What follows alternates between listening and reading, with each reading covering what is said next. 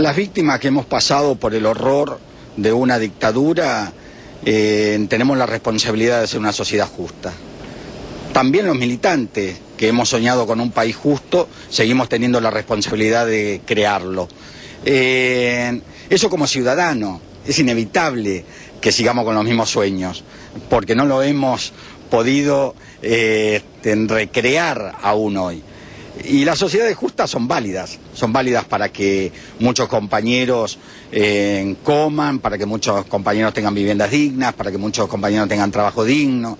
Eso es inevitable, digamos, no podemos ser gente que no está en función de generar esas sociedades. Y bueno, creo que el aniversario de la Noche de los Lápices también intenta tener identidad sobre los 236 adolescentes desaparecidos que hay en la Argentina, estudiantes de 14 a 18 años, también entender que tiene que haber una sociedad que tiene que recuperar los sueños de esos chicos y lograrlos, porque no eran más que una militancia política en función de hacer una sociedad política que cubra las necesidades básicas para todos.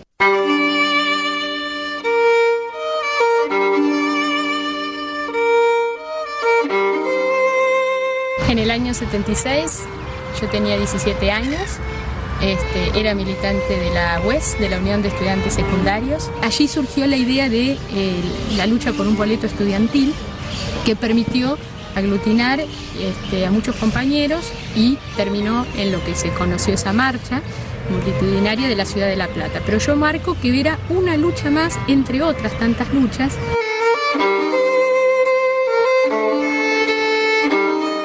Durante todo el mes de septiembre hubo una detención sistemática de estudiantes secundarios, producto de ser militantes, ¿no es cierto?, de aquellos años de oponernos a la dictadura, y los años o la edad que teníamos no fue un impedimento para hacer lo que nos hicieron.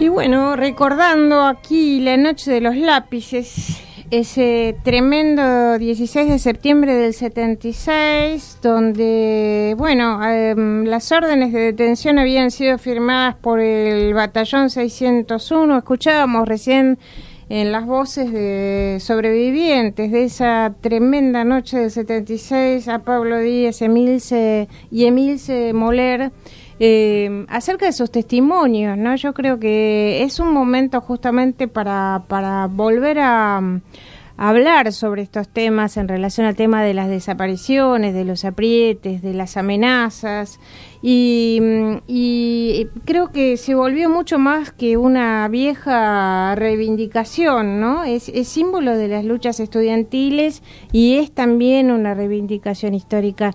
Nosotros hemos tenido a lo largo de estos años muchas tomas de escuelas por distintos motivos, y los estudiantes han participado realmente en forma muy activa en relación a sus derechos, a la posibilidad de tener centros de estudiantes, al tema del boleto estudiantil, al tema de la educación sexual integral. Es decir, que hay un montón de temas que están vigentes hoy, y que de alguna manera estos chicos que fueron desaparecidos y fueron detenidos y muertos durante la época de la dictadura, estos 236 desaparecidos de los que habla Pablo Díaz en este audio, creo que hoy hay que reivindicarlo fundamentalmente por todo lo que está pasando, ¿no? Que por lo que estamos todos muy preocupados. Silvia Dubrovsky. Sí, absolutamente. Y también compartir una situación que hubo en el colegio secundario García Lorca, donde tenían preparado un acto en homenaje a la Noche de los Lápices, y que fue arbitrariamente suspendido. En el Cortázar. No, el García Lorca. El García Lorca. Sí. Bien. Digo, contextos complejos que estamos viviendo, ¿no? Cierto, digamos, crecimiento, desarrollo en la participación estudiantil, y cómo aparecen estas otras voces limitando justamente todo este impulso de los jóvenes, es lo que genera, digamos, tanta preocupación en este momento, ¿no? El poco nivel de lectura que hay en este compromiso y participación de los jóvenes. Estamos acá también con Sergio Breschi, que está también aquí en la mesa ya presentándolo, y también estamos con Gabriela Daniel en la mesa, pero ellos quieren hablar sobre este tema y me parece muy bien, sí, porque es una mesa compartida. No, pensaba en lo que recién decía Silvia. Hola Silvia, ¿Cómo estás? Pensaba en esta palabra que decías que está como limitando en este caso la proyección de la película, pero al mismo tiempo también están posibilitando, porque a partir de esa limitación se organizaron los estudiantes y generaron diferentes luchas, y me parece importante, porque hay una estructura, por lo menos en el García Lorca, muy armada del centro de estudiantes, y una anécdota, digamos, ayer vuelve nuestra hija del colegio, que ella tiene 14 años, y lo primero que me cuenta es lo que pasó en el García Lorca a los 14 años. Tiene información sobre la noche de los lápices, y a mí un gran lagrimón de alegría se me cayó. Entonces, bueno, eso, los símbolos se hacen presentes, y eso es fundamental. Sí, y una pequeña cosita más que quería decir: visibilizar que esto pase en democracia. Estamos viviendo una democracia con unas particularidades tremendas.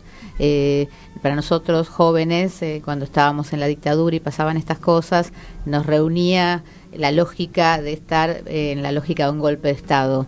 En este momento, bajo Estado de Derecho, pasan cosas tremendas, como lo que comentábamos antes acerca del secuestro y la tortura a la maestra, que fue torturada esta semana, y la suspensión de actividades de este tenor que parecería en algún punto que eran conquistas, ¿no? Y eran terrenos ganados, acerca de que, por supuesto, sobre estas cosas había que hablar, por supuesto, sobre estas cosas había que rememorar, y parece que hay que levantar todos los supuestos y volver a pensar que estamos en otro momento. Sí, me permito. Hola, ¿cómo les va? Espera, habla cerquita del micrófono, por favor. Me permito cierta preocupación en relación al Estado democrático. Me parece que se están cercenando ciertos derechos, hay que estar atentos, hay muchas situaciones que no salen a la luz, que no se difunden. Para los jóvenes, sobre todo, que están empezando a manifestarse, se les está poniendo muchas trabas. Se están pidiendo determinados requisitos para poder salir a manifestarse, o se está poniendo en duda si es legal o no que los chicos se manifiesten o tomen un colegio, etcétera. Entonces, yo particularmente tengo cierta preocupación con el Estado de Derecho en esta democracia. Me parece que estamos pasando ciertos límites. Estamos pasando ciertos límites, y al respecto también quería decir que justamente la Secretaría de Derechos Humanos ayer suspendió un homenaje al exdiputado socialista y fundador de CETERA, Alfredo Bravo, que estaba previsto no para ayer sino para antes de ayer en la ex ESMA, y que fue suspendido porque supuestamente, ¿no? Porque los trabajadores de ATE sostuvieron de que Alfredo ese día estaría de paro.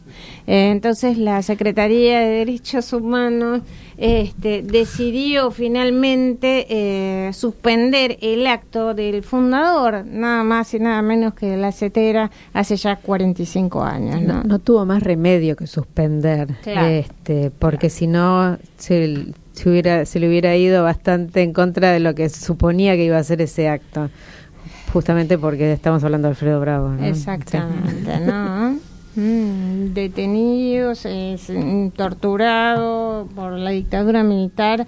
Uno de los maestros que mencionamos justamente la semana pasada cuando hablamos del Día del Maestro, junto a Isauro Brancibia y a los 600 maestros detenidos desaparecidos durante ese periodo trágico de nuestra vida y de nuestra historia argentina que no podemos y no tenemos que olvidar, sobre todo dentro de las escuelas, esto que vos mencionabas recién de tu hija.